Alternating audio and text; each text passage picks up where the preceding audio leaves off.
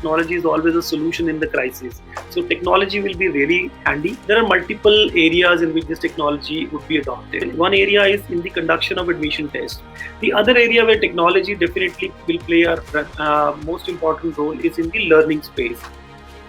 For online education to really become mainstream and enroll, millions of students rather than hundreds of thousands of students, we need to have online degrees that are accredited by the various agencies.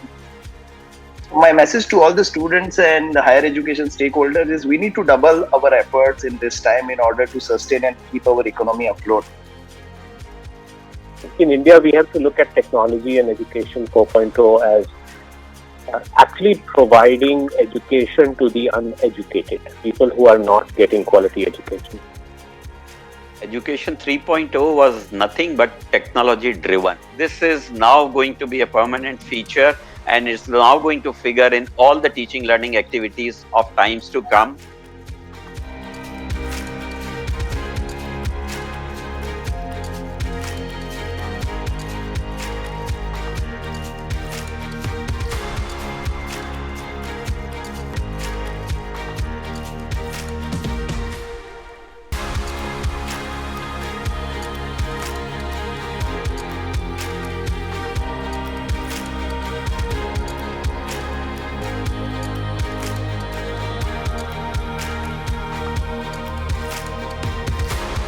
We have seen a number of technological changes happening. Even before COVID hit, even when I was in Delhi, for example, I was using video conferencing to connect to trainees across the country who were undergoing certain program that we were conducting on behalf of science and technology. And we were seeing that changes that were happening very important. It was very important for us to connect to those trainees, women trainees across the country. And we could not do it by traveling to there. So we were doing it from Delhi using Zoom. At that time, we used to have a limit of 50 people on this. What we noticed was that the number of technologies that we have mentioned in the document, all of them got accelerated because of COVID. So when I joined in 2018, I was always aware of these technologies. So I always talked about digital future in the education. And for my university, I had always prepared for that point of view. COVID was not expected at that time, but we knew the technology is happening, is changing. What pace it will happen? Of course, it was happening fast, but COVID forced that pace. It was happening slower, and we were all taken by surprise.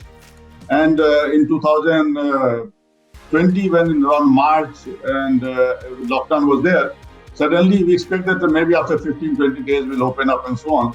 But that was not the case. And still we are in some kind of lockdown till today. And we have seen very little of students coming onto the campus. There's very little time in Maharashtra. We had from 15th February government allowed. But very quickly again lockdown was there. So even we could not get the students except very few students were nearby. So now if we identify the technology, there are two aspects of technology, digital technology. One is, of course, using this as a medium for education. And second is also changing our curriculum itself to reflect the changes.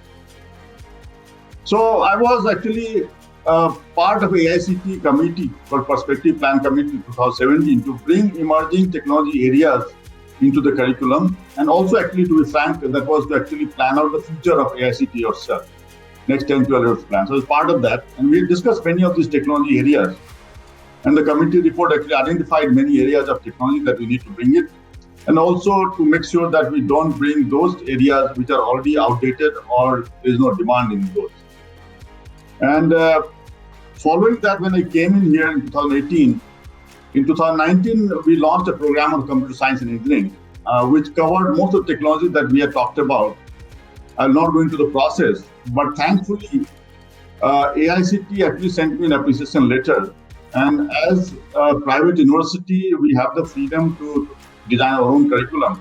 But many universities and institutes do not do that. They kind of follow the existing system.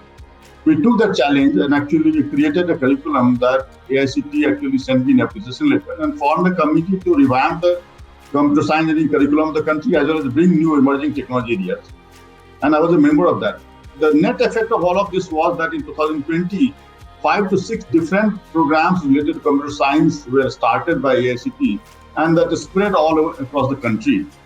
And so in some sense, without realizing, we became the trendsetter for the country in digital technology area. And we were already having learning management system. All these things were starting from the beginning. And I was always talking about having digital infrastructure rather than physical and human infrastructure. So we spend less on those.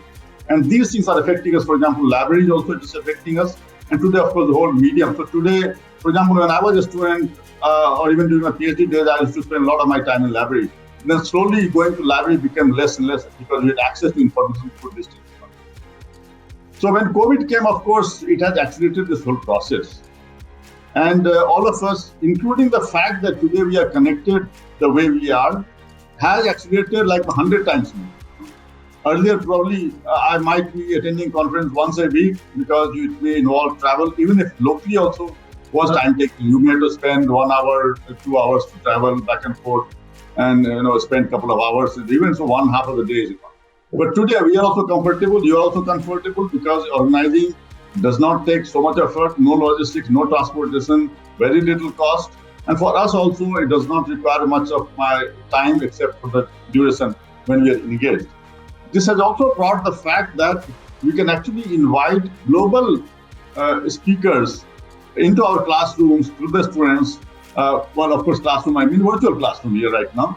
But we could also do it for in a physical classroom where actually we could bring in speakers. And there are people willing. And I have found that a lot of Indians with very good backgrounds, they're now willing to participate in the country's education system. And they don't want money, they just want to participate because this has become made easy for them. They don't have to travel.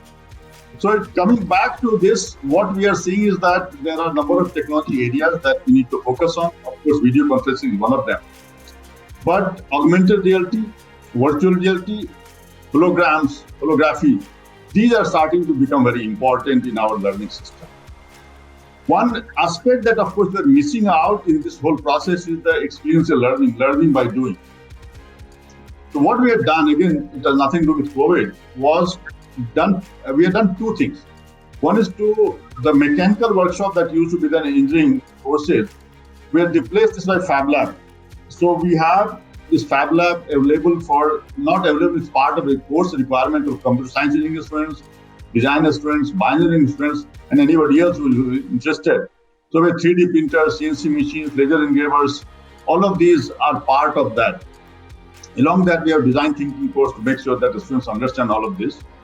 And I'm happy to tell you that AICTE has formed a committee to set up on the same pattern Idea Labs across the country. I'm chairing that committee of Idea Lab. In fact, we're just going to announce 50 institutions that we have selected. AICTE is giving a matching grant of up to 55 lakh rupees. We expect to set up about 200 such setups all across the country. So as students learn these digital technologies, so today if I have to make a sculpture, I don't need to take a stone or something else and try to form it. I design it on the computer and the system, the 3D printer or something will print it out for me. Or similarly, I could use laser engravers and things like this. So this we have introduced already, and it's fortunately it's also happening across the country now. One more thing we did, and I think that's also very useful. What we find is that because of computers and internet, we have students access doing software work very well. So even electronics students want to do software work, mechanical students want to do software work. That's because it's easy for them to have access to resources. When it comes to hardware, for example, I want electronics lab, I want oscilloscope, functionator, you need to go to the lab to do that. And that becomes difficult because what we find is that access is not easy, unlike having a computer with you. So we created a concept of lab in the bag. That is a little device, for example, like a smartphone or something. That device allows you connect it through a USB port into your laptop. And what you notice is that you get oscilloscope, you get functionator, you get multimeter, you get analog input output, logic manager, digital input, all the things that you need. The electronics lab is with you in your bag. And actually, we use the same system in our regular labs also. So it's not that the regular lab you're using something else and home you're using it. So all the students who just buy that little device, it have lab in their bag. This will actually mean that your electronics related work, we're just talking, to Dr. Ullas, actually just before this, he comes from electronics institutional background. becomes very easy. Embedded system development, that becomes very easy.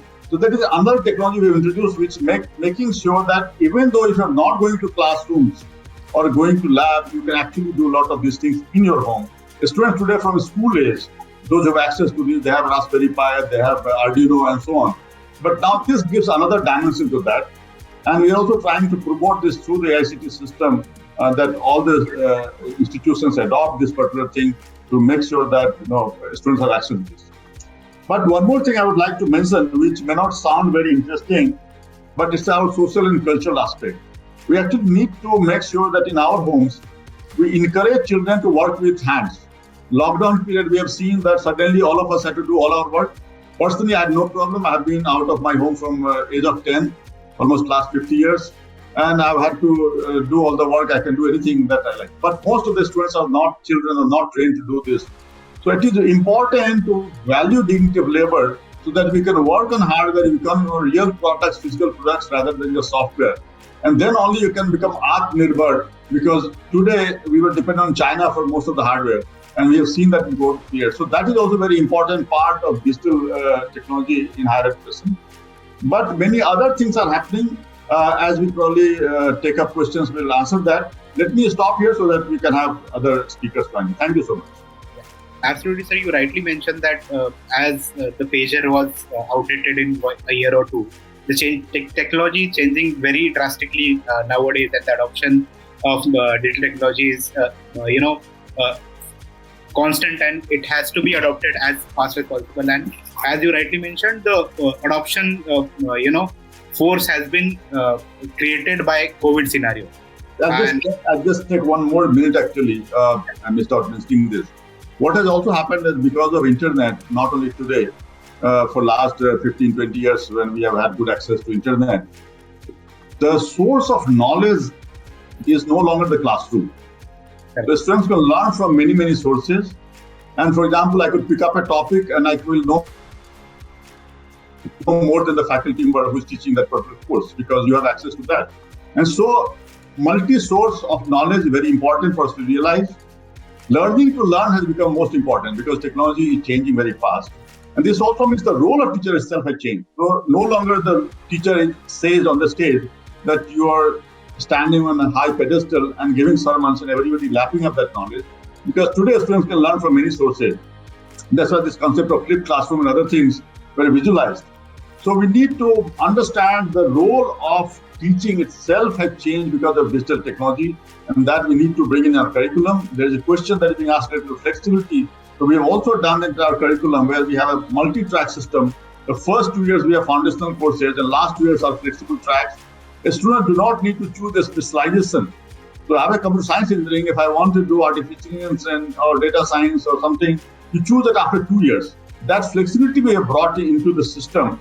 And unfortunately, AICT doesn't have that flexible system, so they could not actually bring in all of that, but they're also trying to change the system. So these important things to make sure that our role as a teacher is now changed, and we must make sure that we follow that in the classroom. Thank you so much. Absolutely. So I would like to point out also that the core branch is mechanical electronics, as you mentioned. The practical approach is something that, and you're taking efforts in terms of innovating and solving that problem. It's really great that under your leadership, you're taking a lot of efforts to increase the adoption for overall industry through AICTE and all. So great, sir. Really great to hear your opinion. After this, I'd like to introduce Dr. Ullas Shivurkar. He's Director of Devgiri Institute of Engineering and Management Studies. He is also Vice Chairman of Association of Management of Unaided Engineering Colleges in Marathwada region. He also serves as a Joint Secretary at Saraswat Bhuvan Educational Trust in Aurangabad.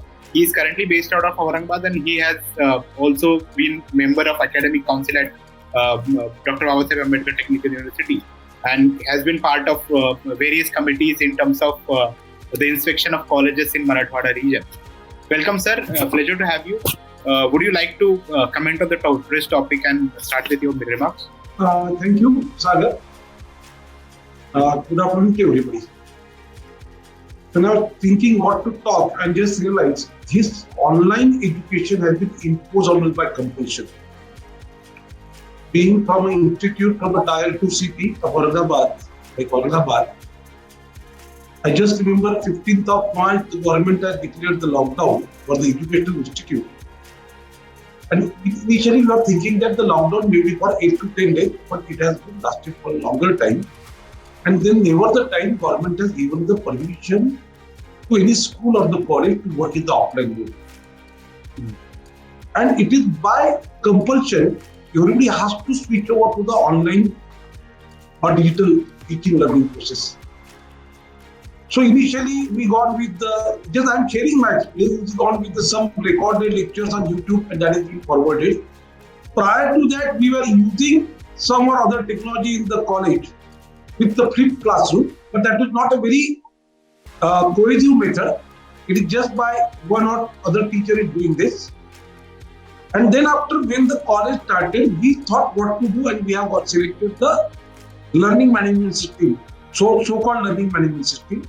And at the time, there was a problem whether it is a video conference system or learning management system, nobody was knowing. Somebody has selected Microsoft Teams, somebody has gone for the Zoom, or somebody has gone with the Webex or some other technology. And what is the worst part I am looking with this now? No doubt, we are well settled with using the technology which might be the platform. But majority of the teachers are thinking that this online teaching is the PowerPoint presentation. I am talking this for the technical education wherein I am working. But if we go with the schooling and other things, I am not talking about the CBSE affiliated school or like this. I am talking about the JDP school or municipal council school.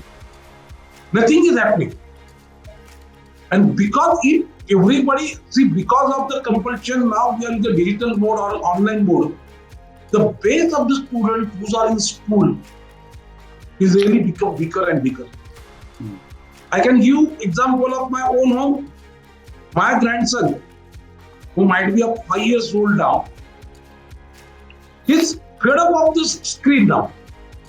For games, other thing, okay, but for instruction-based screen, he's not ready to accept. Same case happening. And one more thing that as an engineering college, what I'm thinking, though no doubt I can conduct my practicals online mode for the computer science branch or electronics. But for mechanical civil, I have to use the equipment. The alternative is developed by the government with the virtual lab, but the syllabus of the existing university and the subjects available with virtual lab, they are not matching. So there is a backlash. So a blended system is to be developed. No doubt, UGC also coming with the blended system with 60% offline mode, 40% online mode. But now it has to be there and it is going to the part of online. So we can't say no to the online mode, but we can't accept the online mode in 100%. That will be very dangerous. This is my opinion regarding the digital media and higher education. And basically, what is the problem for engineering college teachers? The teachers are not trained. They might be technocrats, but effective utilization of this online mode or digital media, they are not aware. We are giving the training, but I am talking about in total, in general. Thank you. Okay, so I think you rightly pointed out the problem of adoption of new technologies in terms of training and development of teaching faculty also. As even Dr. Prabhat mentioned that today's students might know lot more information through digital technologies more than some teachers and faculty. So that's the reason I think you rightly pointed out that this is the problem that we should look at in terms of developing a skill set to adopt to certainly changing technologies to get better in terms of delivering the communication and learning and teaching mechanics. Okay, so really nice to know about your opinion, sir. I'd like to hand over the mic to Dr. Ghewade. I'll just introduce him. He is basically the principal of PVPIT, and just a second. So he's basically principal of PVPIT, and I think he was earlier principal of Genesis Institute of Management also. And he has total academic experience of more than 30 years. He holds PhD in mechanical, and I think thermal engineering is his specialization. He has been part of reputed colleges like Walchand Institute of Technology, as well as KIT, and he has spent around 21 years in KIT. So welcome, Dr. Ghevade. If you like to add the comments to the discussion that is happening from Dr. Prabhat Ranjan and Dr. Ullas Shivkar, that would be good. You're on mute, sir. Okay. Thank you, Sagar. Yeah. Am I audible? Yeah, you're audible. Go ahead. Good evening to all panelists and all participants who have joined this panel discussion. And I thank College Dunia for inviting me here and giving a chance to put up my views across. I appreciate the efforts you are taking, a College Dunia team, in counseling all these aspiring students who are interested in going for higher education through such panel discussions and more information providing to the students. Digital media is a very powerful tool which has given us freedom to reach. We can make use of this freedom to reach out to the last student or a person who is interested in learning, to provide the correct information about the career opportunities and the technologies available, to light a lamp of hopes in their lives.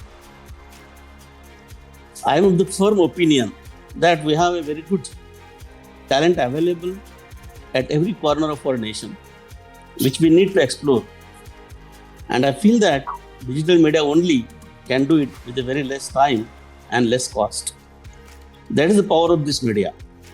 And this hidden power of the digital media can be utilized to give best possible education to all. I see some of the strengths of the digital media as it can increase the students' engagement. Students can revisit, relearn the things they have already learned, and they can re-refer to the resource materials in the forms of PPTs, audios, videos, which are available in a lot on this digital media. It gives us a good opportunity for slow learners.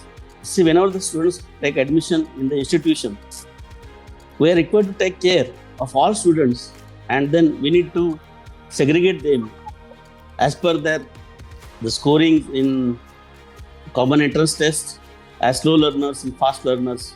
Then we give more attention towards the slow learners. This digital media is really very good platform wherein they can revisit their classes and learn at their own pace, and ultimately they can perform well at par with the good students. So this gap between the slow learner and fast learners will be eliminated if you make use of this digital technology. This digital technology also gives chance to teachers and professors to improve their delivery of the subject matter by self-evaluation. A teacher can see his own video, listen to his own audio, and understand the areas of improvement required in delivering a good lecture. He can also take the opinions of his peers about the improvements needed. So, instead of somebody telling a teacher, the digital media will help him to have self-evaluation and develop himself to be a good teacher. It also helps students work through difficult concepts with multiple resources available at their fingertips. Whenever students come across a difficult concept, then he can refer to the multiple resources available on this digital media. And digital instructions simplify difficult topics that are often hard to understand through simulations, animations, whatever it may be. And when students use digital technology in a course, all the students use digital technology in a course in the classroom have opportunity to hone those digital skills. One of the main implications of digital media in education is that it gives teachers and instructors an opportunity to engage in dialogue with students based on mutual respect. That is another very big advantage that media is giving us. It also helps to create a link between virtual and actual. So, digital media, we are virtually connected with each other. But when we have digital media and a face-to-face education, it provides a good link between virtual and actual. And this is because the fundamental human relationship, that is the part of teaching and learning process, is very important, and we should nurture that human relationship. Because that human relationship only teaches the students many things which are not there in the book or in the curriculum. And that's why this fundamental human relationship is very important, and we have to maintain that. Digital media also helps assessment of teachers. See, most of the times the assessment of teachers is very difficult for an organization. So digital media can help this, and in regard to the assessment, delivery, conceptual clarity, communication, and other things. And we can get proper feedback or evaluation of the teachers.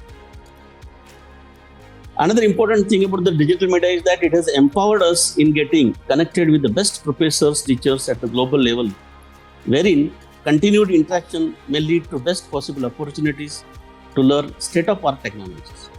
So many things it happens that through our friends, which are who are there who are abroad, we come across, we get connected with the many professors, and then we have a continuous interactions with them. And most of the times we get mentorship from such professors at a zero cost. So that is a big advantage which was not available earlier. So last 2 years in our institute also we are conducting Smart India Hackathons and other competitions for the students in online mode through digital technology, and which has given opportunity to our rural background students to compete with the students at global level. So this opportunity to the students have been made available through this digital media, and therefore it is a best, you can say, platform available for all students. Through our Institute Innovation Council, we organize many interaction sessions with the innovators from India as well as abroad, and also with the alumni. We could get immediately connected with the alumni who counsel our students, and we conducted many such sessions in the last year to give idea to the students about the patents, importance of the patents, and all our alumni, these innovators, enlightened, inspired, motivated our students to file the patents. And as a result, in last 2 years, we could file 40 patents at our institute. That is a big or magnificent achievement, you can say. And the students are interested in interacting with the people abroad, with their alumni, the professors who are working in premier institutes. And therefore, this digital technology, digital media gives this chance, opportunity for students to get knowledge from such renowned persons. So, there are many more things which you can mention about the digital media, but there are some weaknesses also. What I feel is that sometimes digital media create confusion in the minds of the students, wherein a same topic is discussed by many professors with the many things at different perspectives. So same information is given in different perspectives. That may create some confusions in the minds of the students, wherein the teacher can come in, work as a facilitator, and guide the students to choose the right one, or to make them understand the difference between these two the perspectives. The students are deprived of learning better, as Dr. Rajan sir has told rightly. Because of this digital media, learning better is very important, and therefore students get deprived of it because last 1.5 years we have not conducted any practical in physical. So whatever we are relying only on these virtual laboratories, as well as we are making the videos and sharing with the students, so they learn how this equipment is working, what are the parameters that are required to be changed. Likewise, so but that is not that effective as it is during the physical experimentation. So in absence of the face-to-face teaching or offline mode, students rely on their peers rather than teachers. Students believe in their friends rather than teachers or books. And that is not a good aspect. So we are getting disconnected from the students. So we have to see that in spite of using digital media, how can we remain connected, and how can you train our students to ask their queries to the teachers rather than to their peers? Of course, they can ask to their peers, but all things cannot be explained by the peers as the teacher is capable of. So that is again a weakness I found in this digital media.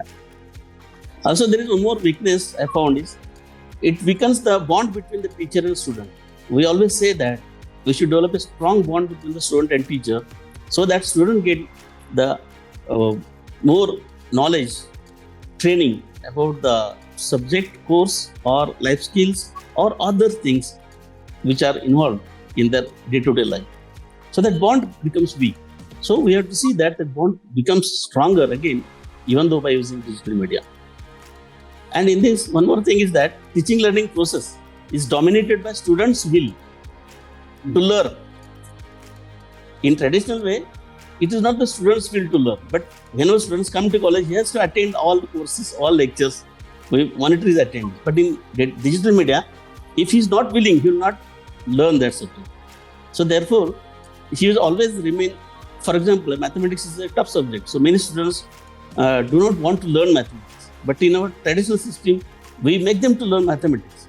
If you give them a chance, then they will not learn the mathematics. So this is also a very important thing which need to focus on. Then teaching learning process through digital media becomes more dependent on advanced facilities and devices. And therefore, the students who are poor or staying away in remote areas may not be able to attend, or they are deprived of using this media, which is very useful. And more digital media may lead to loss of social sense amongst the teacher and the students, and that may cause detachment from the society. These are some of the issues which I have thought of. Another thing is students do not get chance to get involved in activities. In higher engineering institutes, we conduct many activities. The students learn less from the books or lectures than they learn from the activities. So these activities are not able to be conducted through this digital media, and that is again a loss of the students. So their mental, emotional or physical developments doesn't take place. Digital media also helps to add new programs, curriculums every year, and many universities are adding such kinds of programs every year following industrial requirements. And those students who take on those courses immediately get placements. But that becomes difficult in our university curriculum-based system. So therefore, we have to make a proper mix. One of the major advantages of the digital media is that it allows people to showcase their work to social media platforms like Facebook, Twitter, Instagram, and they get wide publicity. They can reach out to many people within very less time. That is very major advantage of this digital media.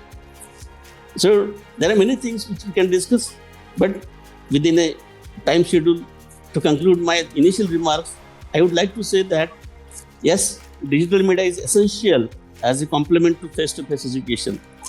It cannot replace the traditional system by 100%. A proper mix of education through the digital media and face-to-face mode need to be found out by the educational institutes to see that we can offer best education to all students. Thank you. Thank you, sir. I think you rightly mentioned that this digital media is creating some kind of democratization of the education delivery and knowledge gaining for students who has slow learning capabilities or the higher learning capability. According to their capabilities, they can start learning depending on their own pace. And also that you mentioned that digital media also lacks in terms of creating bond between students and college. I think that is a valid point, that that will move the education delivery into a blended technology where place plus digital will work together in terms of the delivery of the education. So I'll pass on the mic to Mr. Utkarsh Tiwari.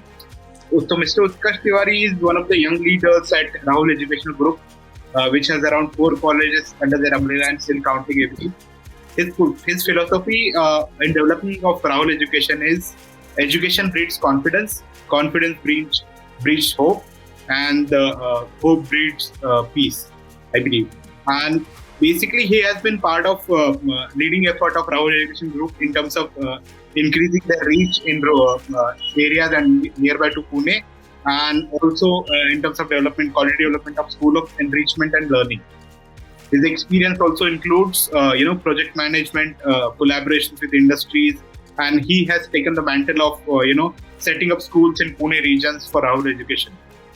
Welcome, Rahul, Mr. Utsav. I think I'll request you to share your remarks. Good evening to one of our present over here. Today, right now, it feels more of a learning experience, speaking with so many panelists. And I feel like, I should just be the quiet person and listen to what each and everyone here has to put down. Nevertheless, when we talk about digital media seems more of like an umbrella term. When we talk about it as an umbrella term, it covers different aspects and areas of education for that matter. We also need to consider, what Dr. Devade pointed out, that there are, the difference between slow learners and fast learners and how it comes to a difference and how we've not been able to find a connect between the two. More than that, there is also the self-evaluation ways of how faculties and professors can talk about how they can self-assess themselves and their learning. Something which has been going on in the older traditional way, but also at the same time it has evolved itself in the times of digital life form. Dr. Anjan pointed out of the AICT development of how AICT is trying to support more and more technical education by providing local labs and policies and etc. different things. And that has definitely helped us in the higher education sector to understand and to grasp and to deliver more better quality content. Nevertheless, when we talk about digital media as a term, we need to understand that it helps to provide curriculum dissemination and enhancement of the same at the same time, which is outside the classroom. Right now, online learning is more about breaking the boundaries in terms of context and your content. So it is all about how you're going to bring your outside world into the classroom. What is basically to be seen by teachers in primary and secondary education, or for that matter, professors and assistant professors and associate professors in higher education. When we talk about it more, there has been a shift in how people have moved from beyond core engineering topics such as mechanical and electronics, and they have moved forward with pursuing their degrees in artificial intelligence and machine learning, which basically shows that there's a huge demand and there's a huge growth of the same. Data sciences is something which has found a new field, or has found actually its roots to the education sector right now, as how people are understanding and they're trying to comprehend the data which is collected, be it through any ways. The major important thing right now that we see is the growth of statistics of how the COVID-19 areas, how the COVID-19 cases were discussed and how they were comprehended using statistical analysis. So all of this has given a huge rise due to digital media, right? You've been able to collaborate with more people and more thinkers and researchers on a global level. This has given a rise to international conferences wherein we can have speakers and researchers internationally to be coming into your conference and taking it there out, which was quite not possible when we talk about the earlier thing. I think Dr. Prabhat also mentioned the same thing, that it saves up from your time of your conferences and when we talk about research programs. So definitely digital media has found its way. Overall, there's a lot of anticipation of how this is going to play out.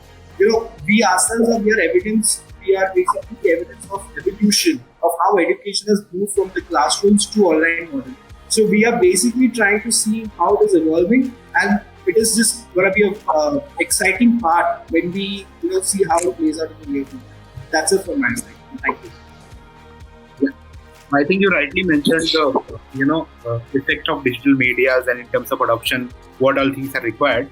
So I'll start with the questions. So one of the questions has started coming in. I think Dr. Prabhat Ranjan and Dr. Devade has answered few of them also.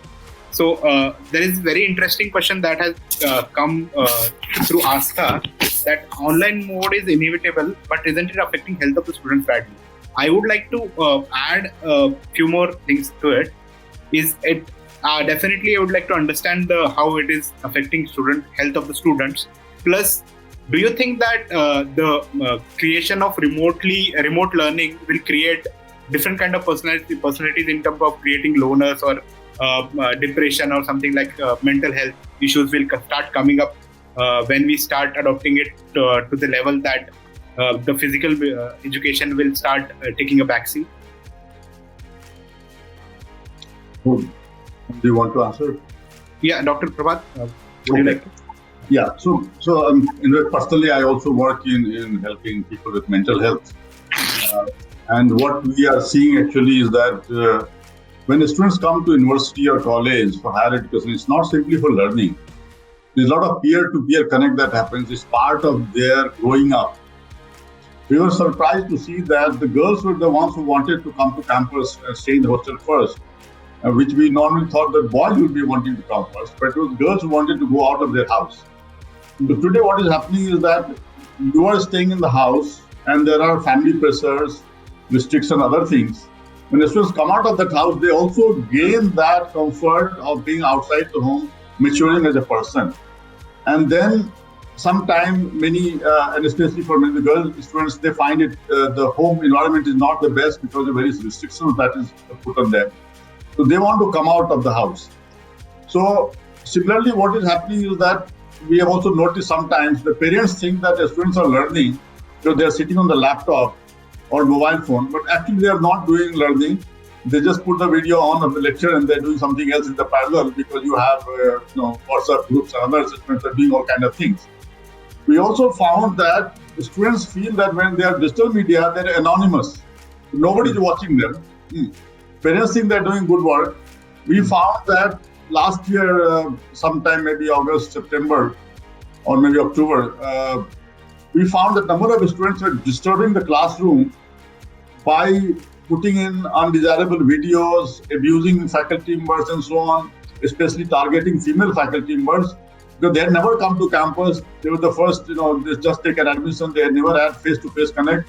And they thought that the screen of this virtual platform, they could play various tricks to and do things which are not desirable.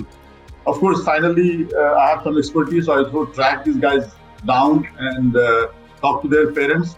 And I was very happy to note that the parents were quite cooperative, saying that next time they do it, we will hand it over to them. And this we have seen more recently also, where the parents are coming and telling us that, look, these boys are not studying and they're doing something else. And so there's another thing happening which is taking them into some other direction, where because the classrooms, you are hiding behind this virtual screen, so to say. But more than that, I also personally find that if I am watching at the screen for a long time, it actually requires much more concentration to participate. Just like what we're doing, it requires much more concentration. Even if I'm spending 1 hour, 1.5 hours, the students having to spend 4, 5, 6 hours, it takes a lot of toll on their mental concentration, because you have to focus yourself on a very small part of things. When you're in a classroom, you're looking at a much bigger dimension. In fact, many of you have seen this little girl of 6 years from Jammu and Kashmir complaining about very heavy load as having to study from 10 a.m. to 2 p.m. And then immediately the governor of the Jammu and Kashmir said that, we'll reduce the workload on this little girl. She was saying that what we are doing is for bigger students and not for a small child like us. And so I somehow sympathize with her, and I'm happy that actually due to digital media, the government also responded very fast to this. So there is a lot of concern, and as I said that both in terms of peer-to-peer learning and growing up, I'll just like to give one example before I stop. There was a mother from Mumbai. She wanted to put her child in my university, but she was very concerned that her child, how will he stay outside the house? She came 4 or 5 times. I told her that, look, this is not his problem, it is your problem. You as a mother are think that he cannot, stay outside home, he cannot survive. Leave it to him. And I was very happy when she came back and said that after 6 months that my son is now much more mature, he can handle himself much better. So we need to have opportunity for students to go out of the home. Personally, I have lived from age of 10 outside. I have lived in a Gurukula style ashram, a school called Netarhat near Ranchi. I was living in ashram. So I was used to this. And another thing I would like to mention here, and that's something that related to virtual, is that if you study in the same place throughout from childhood to your final graduation, and then you don't grow up because you need to be exposed to larger cultures, world cultures. Personally, I've had the fortune of not only studying different education systems, but I've never had 2 degrees from the same institute in the same city. I've changed cities, I've changed institutions, I've changed countries. And that is very good learning. So we need to be exposed to other things. That virtual platform actually what it does is that it restricts you to only the house culture, so to say. You're not having the chance to go out. So all of this is actually affecting us. And I think definitely these are the negative points.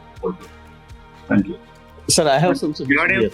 Yeah. I have some suggestions. Yeah, as with regards to my experience in this education, I feel that, as Sir has given example of the school children, I feel that up to 11th and 12th standards, I think Mr. Utsav will also contribute to this, that I feel that about 11 to 12 years, when the students are studying up to 5th or 6th standard, they should be burdened little bit heavier than their capacity, so that their thought process, their brain gets developed.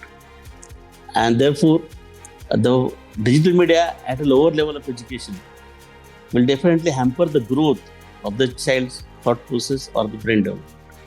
So at lower levels, there should be more of offline mode education, face-to-face education, wherein the students get a lot of information from the teachers, their behavior, their culture, and the interaction between them. So up to 12 years, I think, is roughly, there is no scientific proof for this, but as I also run a school, and wherein I have implemented these policies there, so up to 12 years, I burden them a little bit heavier than their capacity, and ask the parents not to worry about their health. And that has really achieved a great results. And there is some scientific background also, because students learn more things at their earlier ages than at their elder ages. So that's my submission here. So I would like to ask on top of that. So if you're familiar with a lot of edtech companies are getting, coming up with interactive learning sessions. If I have to give an example, Byju's. So what do you think? What do you react to the Byju's interactive session? Do you think it is better as a teenager or a 12-year-old person to learn through interactive learning or face-to-face learning? So he can learn through interactive learning also, but there must be always guidance to teacher. Whenever he sees something, where he is learning from any media, there he must be assisted by teacher. Okay, so that is how it should be. Yeah. Okay. Dr. Ullah, would you like to add? One minute. See, the thing that I'm talking about the young generation now. Basically, when I'm coming to the college as a student, there's no doubt attending the classes is one sort of learning, but apart from that, life skill development also is must to develop my personality. And that part will be totally missing in the online teaching. If suppose I am bunking a lecture, there should be a smart reason for bunking the reason to tell my teacher. Or see, if I want to take a cup of tea from the canteen from one of my friends, it requires certain skill. And that part is totally missing regarding the life skill development in online teaching. That is my. And one more thing, may not be related with this. What is our problem now as a teacher? When the offline mode starts, it will be a great challenge for all of us to compel the student to sit in the class. Because they are not out of the way sitting in a campus for 8 hours or 10 hours. So that is a great big challenge for all of us when the offline education is going to start. This is my opinion. Thank you. So I think you rightly pointed out the attention span of the student in terms of online. It is getting shorter and shorter, and that has to be addressed. Mr. Utsav, would you like to add something? I think you are trying to. You spoke about Byju's and White Hat Junior in this case. So not White Hat Junior, you spoke about Byju's as a topic there. What I would like to point it out is that Byju's or White Hat Junior, or for that matter any other educational platform, they cannot replace your educational progress. When we talk about they don't offer you a degree, or they don't offer you a certificate. They offer you certificates, but they don't offer you degrees, right? There are two ways to look at this. When we talk about White Hat Junior, or for that matter Byju's, they are forms of alternate education. They are to provide you with skill building, right? Things which are not provided by your education right now, they are providing you alternate education, such as White Hat Junior is basically challenging children from age 6 to 12 years old. When we talk about coding, we say that that there was a lot of debate which was going on that they have been burdened with education, etc., etc. But at the same time, coding is basically helping you to develop skills of problem solving as well. So there are two ways to look at that per se. And again, let's not forget that your core education, your schooling, or for that matter, your higher education, can never be replaced by any online platform, including Byju's or Coursera or EDX. They do not offer you the final degree or the certification. They are just to provide you or they're just to bridge a gap between your education that you're getting right now and with the industry, right? So for that matter, when we talk about Coursera in this case, or when I talk to you about Byju's in that case, they are not going to help me basically get a degree in that case. They're just going to help me to be more industry ready. When we talk about companies coming in for placement, for example, there's a marketing firm which has come into a placement. When they look at your profile, they will definitely be happy to see, or they will readily accept if you have a certification in digital marketing, maybe from the or from any other industry, right? So they are basically going to help you to provide a bridge in that case. Also, I would like to point out that any educational companies, okay, they are right now learning actually overall is basically opening your classrooms to the world, okay? So when you allow classrooms like EDX or Coursera or Byju's for that matter, you are doing nothing but you are basically helping your children build up on skills. So we need to, as educators right now, we need to have a progressive mindset when we accept these, alternate education forms. I would never call them as purely educational technology. I would actually refer to them as alternate education, because they can never actually replace the mainstream education for that matter. I think, yes, you rightly pointed out that if these platforms are helping people build their skills other than the mainstream education industry. So in continuation with that, I would like to ask Dr. Paranjan, what do you think is the rote learning and memory-based learning will come to an end in the recent future, and the technologies and knowledge transfer platforms like, a Clubhouse or, an academy and all these things will, come up and start, implementing their own programs to compete with mainstream education also. So 2-3 things, and once, of course, the rote learning part that you mentioned. Of course, that was never desirable to start in the first place. But I'm the first one who was impacted with. I'm not a very good rote learner. And I'm talking of, I'm now 60 plus, so for last at least a long time I've been studying. And I could never do this. And so if there was a course which required me to simply, memorize something and vomit in the exams, I was very poor at that. So naturally, that is not something that is a desirable thing. Unfortunately, to a large extent, we've been following this. So where actually we need to move towards 2-3 things. One is that first, students need to move away from convergent thinking, we need to move to divergent thinking. Convergent thinking means that one question has only one answer. But suppose I'm doing a design of anything, I'm doing a design of a plate, I'm designing of, let's say, glass, or anything else, a remote control. What we find is that the question does not have one answer. It can be, a glass can be designed in thousands of different ways. A painting can be done in thousands of different ways. So that is called divergent thinking. Now, what we force the students is that write name of 2 flowers, write name of 2 fruits. Let them write hundreds of flowers they know about. Let them open up their mind. Why do we force them to do convergent thinking? This is the problem that we need to address. Second part is this fact that we are moving towards problem-based learning. Not only moving, actually, even 15-20 years ago, when we had done a survey, we found that about 25 institutions across the globe were following problem-based learning. I'll give you an example of one institute in US that started around 2001, Olins Institute. That actually, suppose you normally take 5 to 6 courses in a semester of engineering. There are 3 or 50% of the learning was through project.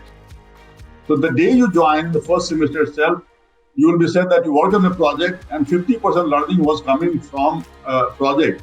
This is called project-based learning or problem-based learning. So these are the methods that are changing, and you will be surprised to know that that particular institute started competing with the MIT of US in terms of attracting students in undergraduate. And so we need to move away from rote learning. Personally, what I used to do when I was a professor, I used to have 1/3 of the credit was given for project, 1/3 was for presentation, and only 1/3 was for written test, which was a mix of multiple choice and subjective thing. And that was also in 3 things. So you have mid-semester 1, mid-semester 2, and an end semester. So it was spread across in addition to assignment. So actually 66% of the assessment was in the hand of a student through project and presentation. I was in IIT Kharagpur in 76, I had joined. That time also we had open book exams. Those two were very, very tough.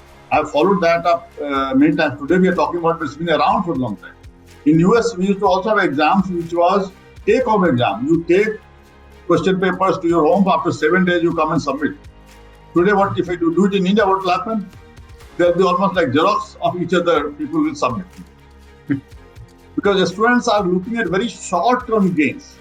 They don't realize that you are losing that the short-term that you're doing. You're losing your 40 years of your career and your growth because you are there to learn. It is not simply, but this is the problem that parents start actually. From day one, they start, somebody gets 98%. They don't appreciate that you got 90%. They say, why did you lose 2% marks? So we need to understand that everything need not be perfect. You need to actually make sure that the students experiment, they try out things. And another important thing I would mention, since I'm mentioning this, that India, we actually put in competition in the mind of the students from childhood. That, your neighbor's child, they will compare that, look, that neighbor, I call it Varmaji-Sarmaji syndrome. Varmaji says that Sarmaji's children are doing better, Sarmaji says that Varmaji's children are doing better.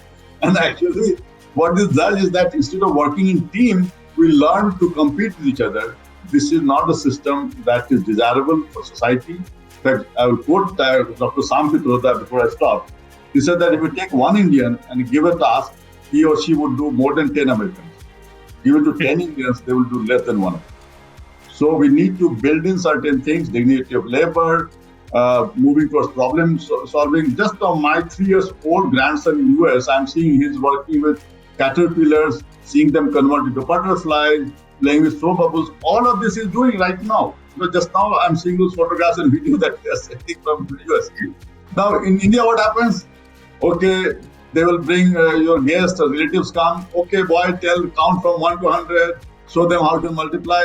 Actually, we make them to do rote learning. Memory becomes most important. Of course, memory has been part of our thought process culturally also because a lot of our learning was through oral medium. It was not media. But today, because of things like smartphone and other things that are there, they've become part of our extension of memory. Here, my talks earlier, they've become part of memory because I don't need to remember telephone numbers. Earlier, we used to remember telephone numbers. Now you find that you will not remember more than 1 or 2, 3, 4 phone numbers because it is there. Our memory has moved into those phones. So we don't require that. Today I can check whatever I require. I don't need to put my... So brain has to be used in a better way today. And that is the key to student success. Thank you. Absolutely, sir. You rightly pointed out that the cultural challenges and cultural philosophy that has been developed, maybe because of our historically we are the country of passing on knowledge through oral translation and all those things. Maybe that may be one of the reasons why this has been happening very long. So, Dr. Ghiwade, would you like to add in terms of do you think the skill-based education, as Dr. Ranjan mentioned, skill-based education should be part of curriculum rather than treating it as an alternative media? You're on mute. Nowadays, technology is changing at a very faster pace, as Dr. Ranjan already said, and they're working at STO, they have made documents. See, this rate of change in technology is higher than the rate of change of education in our India. Mm-hmm. So therefore, we're always lagging behind the industry and we're following the industry. So this will definitely hamper the knowledge. We cannot, if you want to cross this change or adapt to the industry, technological changes that is happening in industry, we should make the skill education as a part of curriculum. So that while they are graduating from the institute, they get all those skills and the students are industry ready.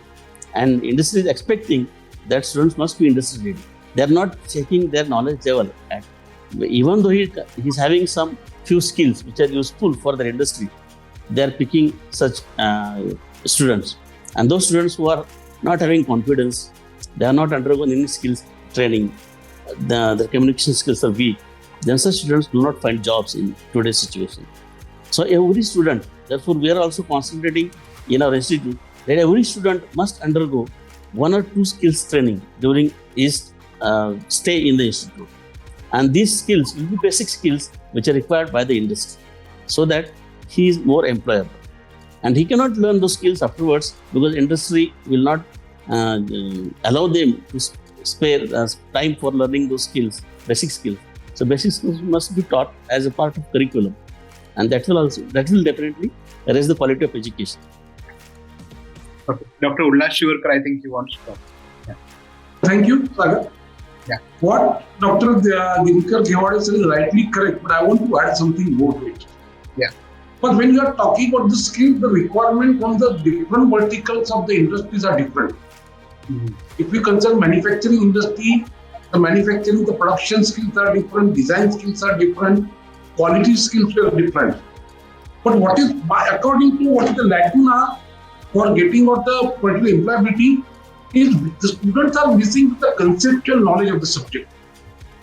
Being in the engineering education from last 35 years, witnessed what 4 different generations almost. Now the total system has been converted into exam system. Why I am studying this subject? Because I want to pass this subject.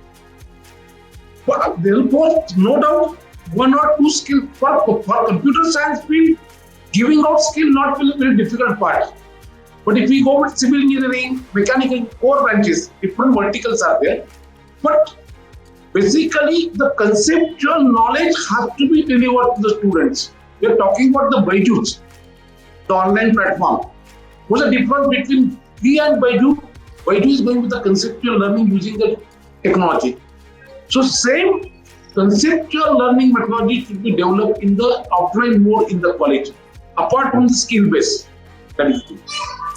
So as I would like to add that, sir, sir's views, that whenever we use learn conceptual knowledge, but whenever we use some softwares which are available already for solving engineering problems, that teaches us more fundamental aspects than what we learn through the traditional education. So students should be able to use a software related to their field. For example, in civil engineering, they must know AutoCAD, they must know StatPro. The basic skills they should have, whether they are going for construction, whether they are going for structural engineering, whether they are going for environmental engineering as a specialization, they need to know these basic 2 skills. As far as mechanical engineering, the students should know 3D modeling. They should be able to model the products. They should be able to analyze through FEM or computational fluid dynamics. These are the basic 3 skills required by the industry. And when they start learning these skills, they learn more fundamentals in a better way because they're actually applying the knowledge and finding out some solutions. So having this MATLAB for electronics, instrumentation engineers is very basic skill required in industry. Or wherever you go to learn higher grade, to upgrade your skills, you need to have these basic skills. So this should be taught during the curriculum so that students become confident and they feel that I have learned something, I know this, I know that. And that confidence building is very important. Secondly, in this digital media, we are very important part is assessment. Because earlier through discussions, the assessment of the students is very important, and we should need to develop more assessment methods. And I think many EdTech solution companies are working on these assessment methods. And these assessment methods, if you have a good assessment method, then this digital media solutions can definitely help education in a better way. Thank you. Absolutely, sir. You rightly pointed out. So my next question is regarding assessment itself. So what I want to understand, I think Mr. Utsav, would you want to add something on that? Sagar, you spoke about how rote learning and memory-based learning would be coming to an end. So when we look at the 2 concepts, such as rote learning and memory-based learning, it was already coming to a hiatus with the growth and time of evolution of education, right? Now, we need to look at higher education as a certain unit. And when we look at it as a unit, we follow the transdisciplinary learning model.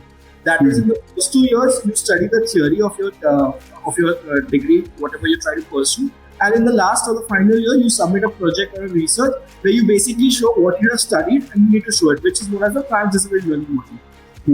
This shows that we're already trying to evolve with education, that what you memorize is not going to be what is you need to write in your exam and you get blurt out and get a degree. We also need to talk about how, as educators, we need to have a liberal outlook, and students themselves, they need to have a liberal outlook when they're looking to grab onto a degree. There is a lot of degrees such as which has opened up, including mechatronics, liberal arts, there's psychology to look at, there is economics, there's finance, music, where children need to work more in the industry and then at the same time get their learning experience to be tied in the same way. Learning has transformed more into industry exposure of how much exposure or how much industry ready you are with the mixture of a textual learning. There is one concept which I heard about in one of the research papers that is known as the andragogical learning module. So if andragogical learning module is implemented, it will time of people and provide flexibility when it is subsidized with digital learning, right? So there are different outlooks and there are different approaches which has come up when we talk about education right now, and it has already given us a pause to the rote learning and the memory-based learning process. You also spoke about how skill builders, and right now we're talking about Byju's and other edtech companies in the process. Let me tell you one more thing, that it is completely a different platform to speak about Byju's and other educational sectors, because again, as I said in the earlier talk, we are just skill builders. They are not going to help you get a degree. What you need to is you need to get a degree with a skill. It just can't be a degree or it just can't be a skill, right? So whenever we're talking about corporates or industries, you need to have both in place. Is something that students need to get in their mindsets very much embedded and so forth. You need to have a degree plus a skill. It just can't be a degree or it just can't be a skill. Yeah. So, Mr. Utsav, I would like to ask a question on top of that. So as you rightly said, that this is a skill-based and the mainstream education industry is totally different part. So do you think in future, the line between those two will become thinner and thinner? Now, again, this thing needs to be looked at a perspective of a college first, if I talk about. So when we are talking about a higher education institution, be it how DY Patil has been working, I've been following what DY Patil has been doing, or for that matter, other universities and colleges are doing, they are trying to have a liberal outlook. That is, you select a major subject and you select a minor subject, and in your majors and minors, you do a specialization, and at the same time, they are providing a lot of industry exposure and skill at the same time. Colleges are offering programs and certification and degrees. At the same time, they are doing their while they're doing the degrees, they're providing certification and skills, right? Maybe you do a Coursera certification, or you do a IBM diploma program. So these are basically your skill builders that we're talking about. With time and evolution, and most importantly, what is one fun thing that we need to watch is the NEP 2020. How the NEP 2020 is going to play out itself. Now, the NEP 2020 is clearly saying that the colleges need to become autonomous. When a college becomes autonomous, it gives it the flexibility and the importance to devise its own curriculum and work on the same thing, right? So colleges will obviously be trying to integrate and inculcate a lot of skill building programs other than your normal degree. More than that, to add on to this part also, there is something known as a NAAC and NBA accreditation for colleges.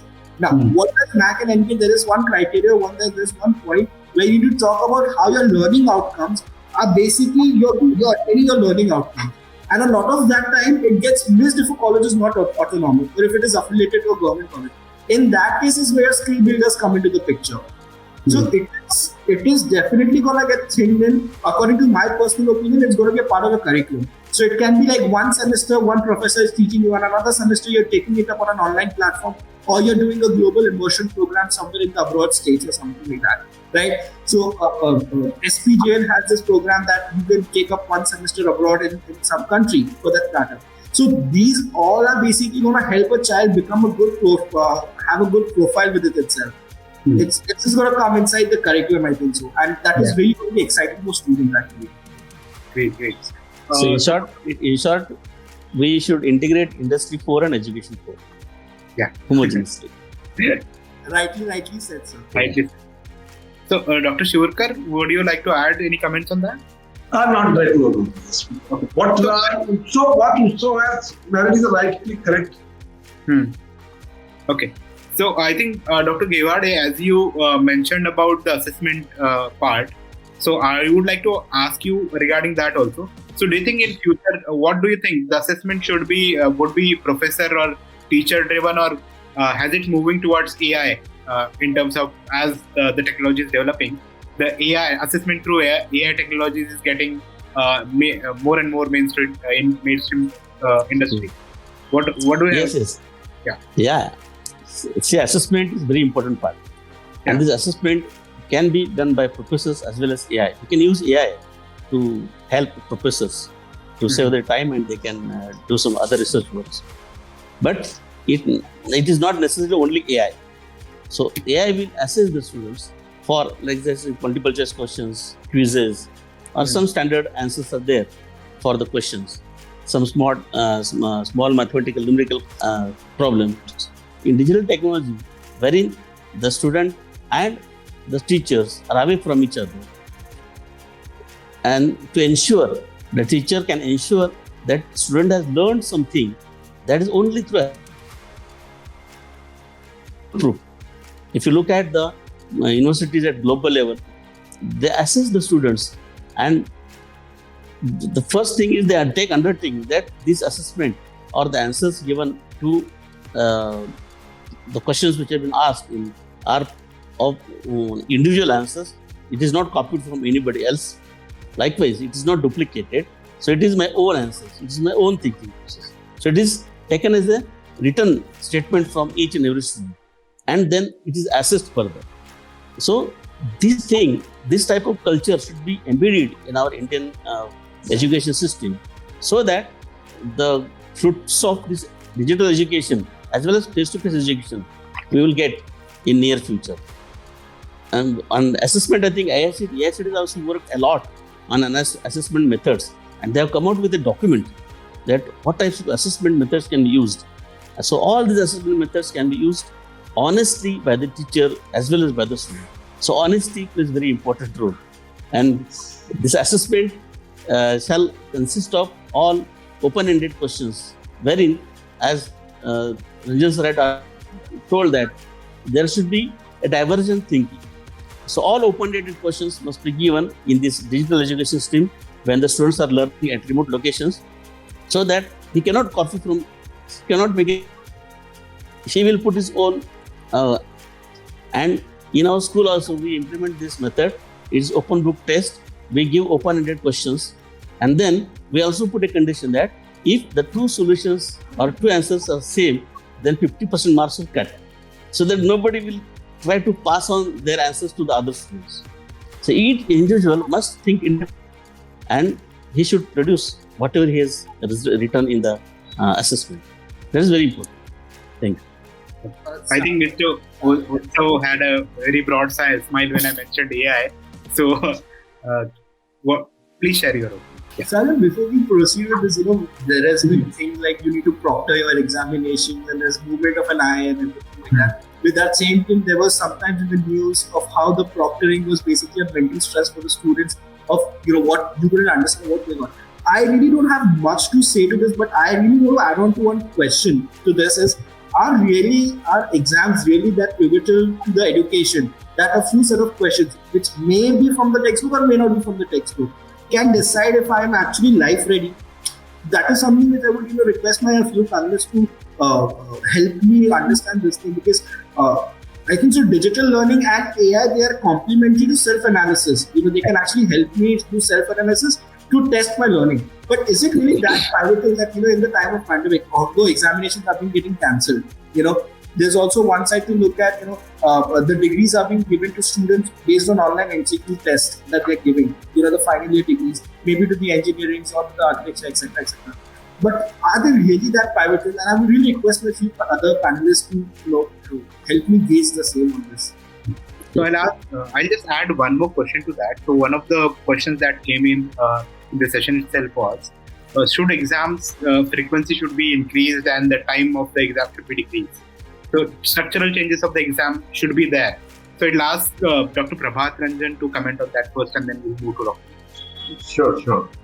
Actually, since one of the speakers mentioned about National Education Policy 2020, I would like to mention that we had also prepared an education sector document as part of Technology Vision 2035, and we had a half-day discussion with the committee under Dr. Kasturi and with our team to discuss what we had done, and that went into the input for preparing the document, and we had a number of events where we participated. Now, the flexibility that has been brought in, actually, if you see, it's a US system, which has a lot of flexibility that is being talked about. But what we have done in India, actually, and we need to get out of that, that's what the NEP is talking about. And I'm sure that people are going to resist because they don't want to change. Now, why we are not able to experiment the assessment process? The reason is that there's a university, let's say Pune University, controlling several hundred colleges. For them to conduct exam on the larger scale, they cannot experiment too much. They need to follow a very traditional system to make it easy for evaluation. When you go to a personalized assessment where the faculty body is responsible, it cannot be done in the affiliating college system. So my experience that has been there at both in good institutes in India as well as abroad is that assessment, I'll give you one very interesting example. I from physics background, my bachelor's, master's, PhD, all in physics. I went to University of California, Berkeley, that was considered number one in the world at that time in physics. And there was a book by Jackson, which is classical electrodynamics, that was followed all over the globe. When I went to Berkeley, in fact, he was my head of department there, he offered me the admission. So his book was also being followed there. And our first year, we had to go through his book again very carefully, and we had to do a lot of assignments, much more than what we do in India. So we used to remain awake till 2 o'clock at night doing those problems. We found that there was a group of Chinese students. They had access to solutions of that particular book in Chinese language. I think Taiwan or somewhere it was published. What we call in India as a kunji. So those guys, we used to copy from there, and submit it. So, we Indians were working very hard. So we went to teacher and told him that, look, this is what is happening, that we are working till 2 o'clock and these guys are just copying from there. What was his response? He said that, look, at this stage, I don't care about what they're doing. If they do it themselves, they will learn. If they don't do it, they will not learn. So that is the important thought process that we need to put in the mind of parents and students. That please don't take short-term solutions. Parents should not ask that why did you not get 100%, why 98%, 99%. Those questions should not be asked. Give the students time to develop, because that your education is a very short part of the whole life. Learning to learn is the most important learning. If you don't learn how to learn, you will be nowhere, especially in the kind of situation. Similarly, other things that was mentioned about assessment process, yes, multiple ways of assessment is being done. We used to have assessment in which there were only assignments given, and there was no exams. And although, as I mentioned, there was a take-home exam also. You take home a question paper and answer and submit it after 7 days. So many such experiments are being done, as was mentioned, open book and other things are being done. So assessment is not really that crucial part of the teaching learning process. It has to be done multiple ways. In fact, many times what we do, and even now also we are doing in the university, is that when we are taking online exams, then we connect to the students one-on-one and ask them to make sure that they have understood what they're answering or they have not simply copied from somewhere else. So a lot of this depends on the teacher. We just saw a question paper being circulated, the media, where the teacher had asked the student that you prepare your own question and answer, and there was a lot of controversy on this. But so there is also a group which is actually opposing changes. In Kharagpur also, there was a physics teacher, a young teacher, now he's retired. He prepared a very innovative question. Only 3 people out of 20 students passed in that. I was fortunate to be one of them. But later on, the department told him that please don't do these experiments. Okay. So there is a whole set of people who said that please don't experiment. But actually, education system requires a lot of innovation that can only happen if the education system is free to do these innovations, which will, the reason why NEP has talked about removing this affiliated institutions concept. But as institution, what happens? I'm affiliated to X university, I want their stamp. I want the ICT stamp, I want the NBA stamp, I want NAC stamp. You only look for stamp. You don't want to innovate. So the only thing I do is that meet the requirement of what XYZ is saying and don't do anything beyond that. That is limiting the innovation that should happen in this. We're talking about the AI part actually. There have been a lot of experiments, especially when it comes to subjective answers. And there people found that AI still looks at certain words, and as long as those words are mentioned, it will give you full marks. They're not understanding the meaning of the thing. Right? So we are still nowhere close to human assessment, but it's going to improve more and more. But even in human assessment, what happens is very subtle. For example, I have done physics, my PhD, everything in physics from best places in the world. But in my 10th exam, I got very less marks, maybe 65 or something compared to 99 others in maths in physics, because my answers were correct answers, but not to the standard of the teacher. For example, it asked about conservation of mass. I said, no, conservation of mass is not correct. I said, conserve mass and energy because you convert mass into energy. And I put Einstein's equation. And I'm sure the examiner would have crossed that and said that this guy is stupid. So I've faced that problem in good places, including IIT in Delhi University. Also, when you give an innovative answer, which may be better than what the teacher expects, they actually give you less marks. So this mindset has to go away. And we remember Dr. Rajendra Prasad, our first president, and the famous thing that it was mentioned that the examinee is better than examiner. Somebody commented by looking at that. Yeah. So we need to accept these things in our education system. Frequent assessment should be part of that. But what happens in reality, and I've seen this, is that suppose like, say, Pune University, for example, 40%, and university have 40% so-called internal assessment, 60% university assessment. What colleges do? They try to hike up that 40% so that the students perform better. So similarly, today, if a college is given the freedom that you conduct your own exam, what is going to happen? Everybody will be given 90 to 100%. Why? Because they think that way they can be placed better. But what they do not understand is they're harming their college reputation. In a few years' time, the employers will realize that these guys don't deserve 90%. And so they will ignore that particular. I had gone to US in 2008. For a couple of weeks, I was invited to Minneapolis. And when I talked about my university, I was in Dhirubhai Ambani Institute of ICT, which is a very experimental thing. We've done many things. Set up a lab group in Gandhinagar. They said that we don't take it from your institute. We only have a list of XYZ institute. Others, we don't even consider them. We throw them out of this. Then I described to them what we were doing and so on. After that, they told me that we will take your students, preferably you just send us the list of the students. And actually, next batch, I sent a list of 4 students, all 4 were offered admission there. So actually, we need to both, as educators, we need to be responsible. But if we always look for short term, whether it's students, whether it's education institutes, whether it's parents, we'll never be able to come out and have a quality education. That is change. We need to do that, and this has to start from childhood. Please don't ask a student that why you got a 98%, why you're missing 2%. That's not the right question to ask. And please allow students to work in team. Let them cooperate with each other. Don't make them compete with each other. These are things which are important for the country. As a nation, we need to do that. Thank you so much. Yeah, I think you rightly mentioned the resistance of some people to adopting these technologies. And I think this has impacted culturally also in terms of, as you meant, given an example of, coming up with the innovative answers, the mentality of, assessor also has to be changed in terms of increasing the quality of exams also. So, Dr. Ullas, I think you were trying to... What I want to add with particular assessment part and particularly the exam part. Mm-hmm.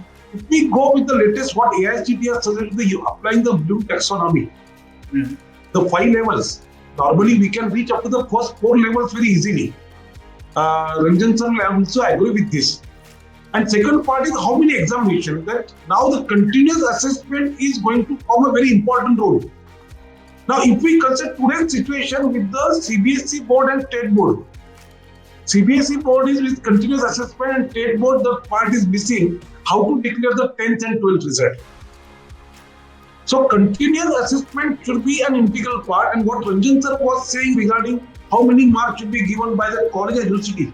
See, cricket is going to survive. If I give lots of marks, maybe the student will be happy for that moment. After 4-5 years, nothing will happen. So it is the responsibility of the college, because see, now with the new education policy, the government is actually promoting for the autonomous institute also, wherein the role of autonomous institutes are going to play very important for the assessment part, the result part. Because what rightly we are discussing about earlier with Dintar sir and myself regarding the employability of the students, the marks are only the passport, this is not the visa, the mark sheet. So this is our prime responsibility to teach the student using the blue taxonomy, so that mugging up or any other wrong practices can be there. But with online mode again, there is little bit difficulty, because in online mode we have to go with the multiple choice question, true or false, or some short answer. That is only we have to use. But definitely, if we use BT, it is going to be useful. That is my suggestion. Okay, Mr. Utsav, would you like to talk on that? Not much, but I think so. Ranjan sir covered one point where he was talking about innovative answers. There has definitely been a transformation when I talk to you about in the primary and secondary education with the evolution of the international curriculum, such as IGCSE and the IB curriculum, where they are accepting and they are avoiding students with the quality of the answers that they write. It need not be aligning with their mark scheme or whatever it is, but they even if it is an innovative answer or it is alternate, it is supported with enough evidences and properly in that case, a lot of students are accepting and they get the marks awarded in that case as well. So definitely there has been a change, and I think so CBSE or ICSE should transform that into their education as well. Other than that, when you talk about higher education, we definitely look into more and more how we can develop upon research and internships and being corporate training. I think so the grading and the assessment should be based more on that. Maybe you can award a certain set of marks for you do so many hours of internship, or maybe you so many numbers of internships, and you award so and so mark where you have something XYZ band for it. That will definitely help the student be more ready when he wants to take up a job or when he wants to become an entrepreneur after his graduation. Or for that matter, that how many research papers are you presenting from the first year itself? It need not be a great quality research paper. We are not looking for great quality. Right now we're trying to look at is how much the child is being able to expose, or how much the child is being able to understand what his learning has been. I think so assessment needs to include all this right now. We need to move on from the MCQs and the true and false, where be it offline mode or be it online mode. Students used to copy the MCQs. In fact, Sagar, you and I have done that when we've done our education as well. Where we used to, MCQ 1, 2, 3, 4 and all this thing, we have done that. If I right now look at myself in graduation, when I was doing graduation, I would have enjoyed if I was exposed to more number of internships, if I was exposed to more and more research, because it allowed me to progress my mindset. Right? So we need to include all this in part of assessment is something which is my opinion as of yet. Yeah. As you rightly mentioned, the grading and assessment should be dependent on the problem solving and analytical skills rather than going ahead with a particular so-called format and innovative normal traditional way of giving an answer. So, Dr. Gewade, would you like to add in this topic, or should we move on to next question? Just one, I think Utsav was asking about whether this memory is... can you just switch off and switch on your camera? Your camera is frozen.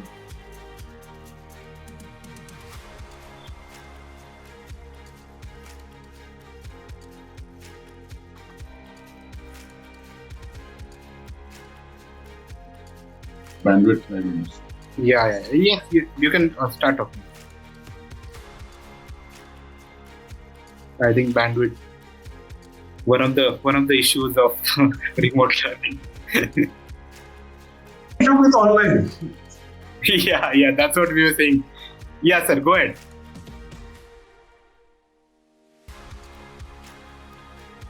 See, what I want to add was a survey, what I did with my college, the major problem with our engineering college, only around 30 to 40% of them are having laptop or desktop. Mm-hmm.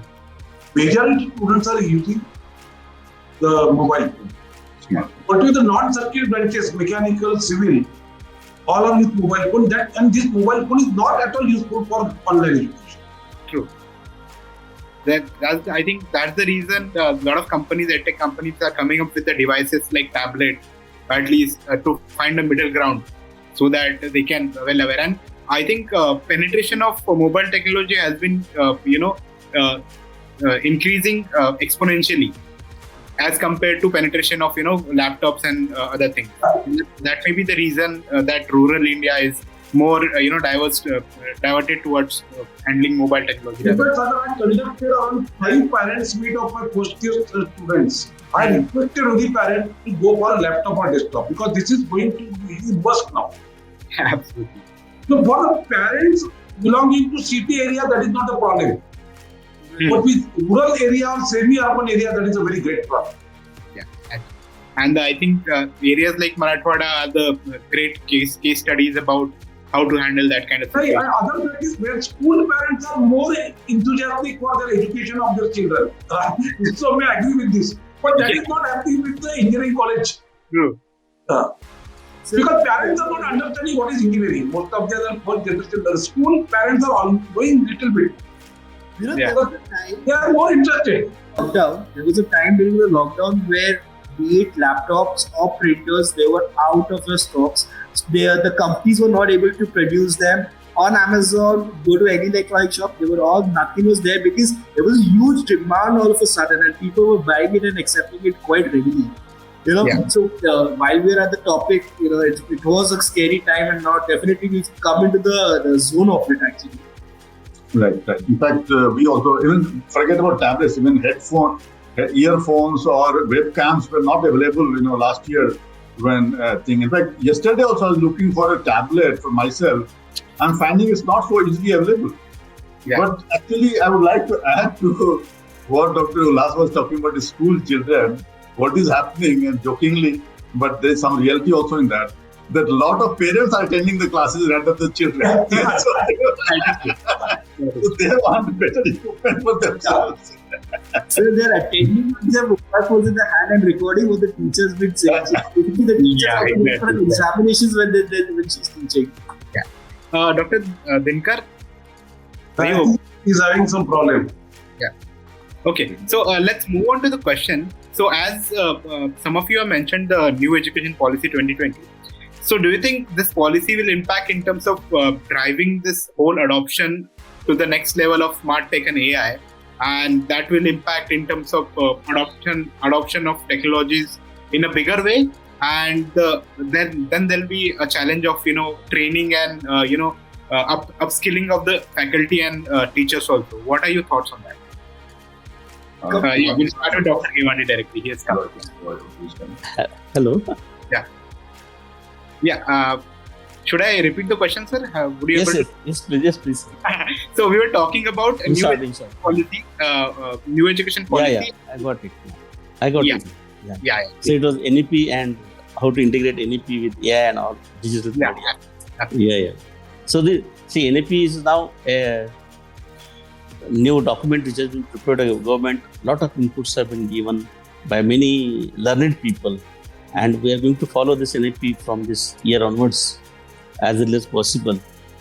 I think NEP is the best policy which has been designed by the government of India now, which is giving more focus on liberal education to all and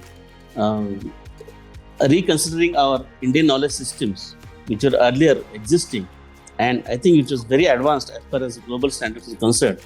We Indians have invented many things first time, but it is not recorded, and it has been not, sailed to other countries. So it was not in a formal manner it was available. So we are going to reinvent our capabilities, and this NEP is contributing a lot to develop or regenerate our culture and knowledge systems. And we all should contribute to that Indian knowledge systems. So as far as this AI is concerned, this 21st century is definitely dominated by AI, ML, then all VR, AR, all these things, they will dominate this. And we cannot just remain away from AI. We have to get accustomed with AI, and we have to implement AI in all possible ways in our day-to-day life.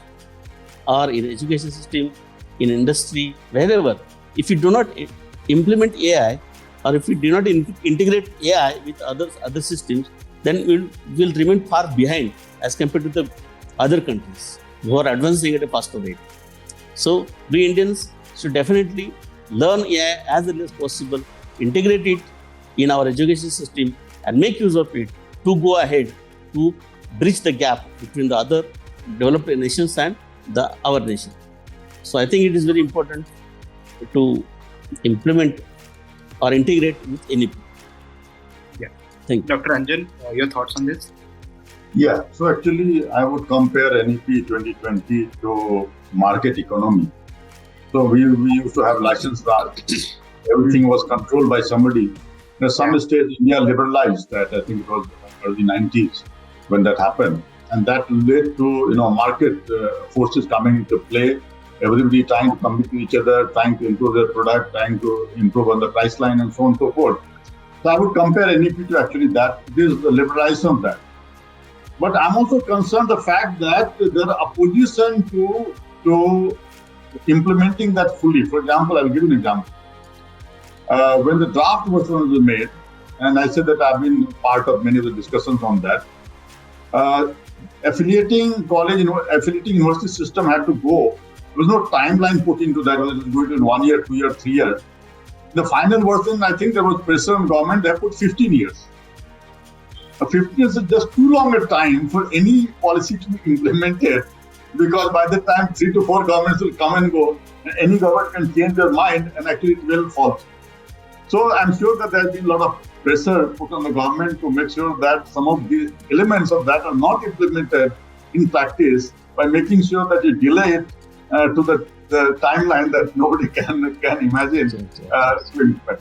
So, but basically, if we follow the spirit of this, what needs to be done is that education institutes need to innovate. And how that's going to happen, we are talking about, Dr. Finger talking about AI, ML, AR, VR, and so on. For example, we incorporate all of that. But because we are utilizing that freedom of being a university, but suppose I'm affiliating college to, let's say, X university does not allow me to do that, so my hands are tied. I can't do that. So we need to have that freedom to innovate, to compete on our quality and not on the stamps.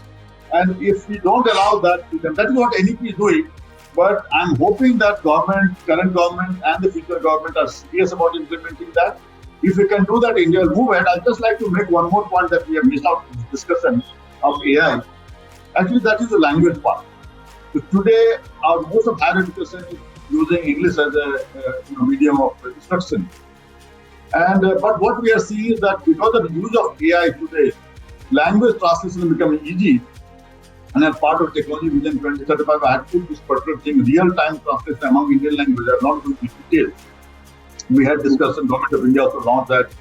We had discussed on Google, Microsoft, all of this. I'm happy to tell you that Google has actually now come out with a system which makes it very easy to translate Indian language from one to another in real time. I'm talking to you in English, I'm saying, if you want to listen to it in Marathi or Hindi or Tamil, you should be able to do that.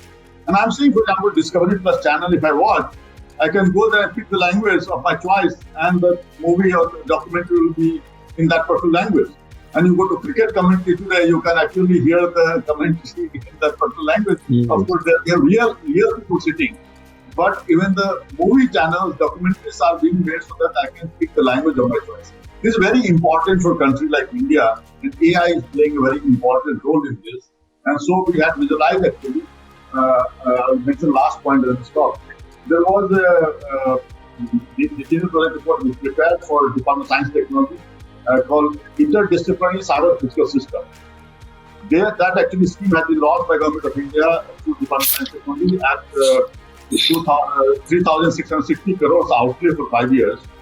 I had put number of challenges, 25 challenges. Just mention one challenge that was called Multilingual Holographic Guru. Multilingual Holographic Guru.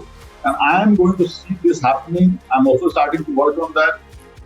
Basically, you will have a teacher in your room who is talking the language of choice, interacting with you in the way a guru would be interacting. Like Guru's parampara that we have for hundreds of years or thousands of years.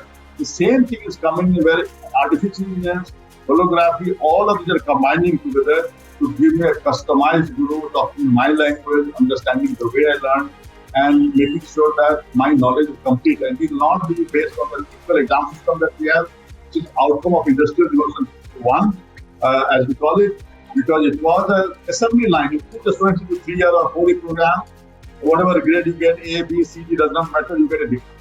But the Guru Shishya Parampara was that each Sikh had to learn whatever was required by the Guru. It may take 6 months, it may take 5 years. Only when the Guru is satisfied, then he or she will say that, okay, now but you go out, now you go into the world or go and find another.